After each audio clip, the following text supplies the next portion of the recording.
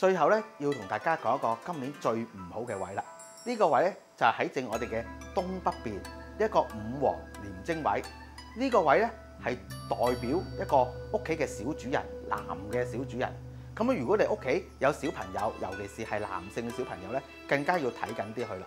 因為咧五黃位咧係代表咗疾病、災禍啊，同埋一啲所有唔好運咧都集中咗喺五黃位嗰度嘅。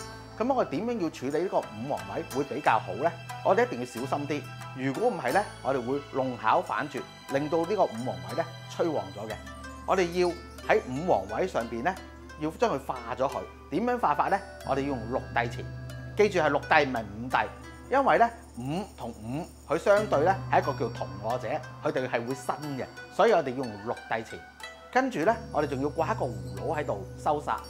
最好嘅話咧，擺多一對玉嘅麒麟喺度啊，令到佢咧嗰個煞氣咧可以再化一化。再唔係嘅話，玉麒麟唔夠力嘅，可以用金啊，或者係用呢一個銅嘅麒麟啊，佢嘅力量咧係更加大。因為始終玉麒麟咧，佢有一個問題存在，就話佢本身都係屬土嘅啊，咁佢有機會會身旺嘅土。所以如果你大家揀玉麒麟嘅時候咧，就揀白色嘅，因為白色係屬水，就相對咧就會好啲。咁喺呢個五黃位裏邊啊，大家咧千祈唔好逗留咁多。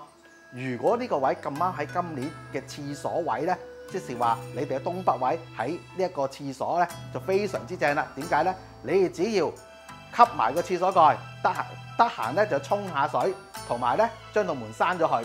咁呢啲五黃咧就會被沖走。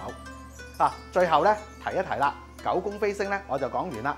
但係今年啊嘅農曆大年初一咧，話就話係呢一個2月嘅8號，其實喺2月4號咧，我哋已經咧入咗去呢個丙申猴年嘅立春日嘅啦，所以所有呢啲嘢最好喺立春之前就做咗佢先啦。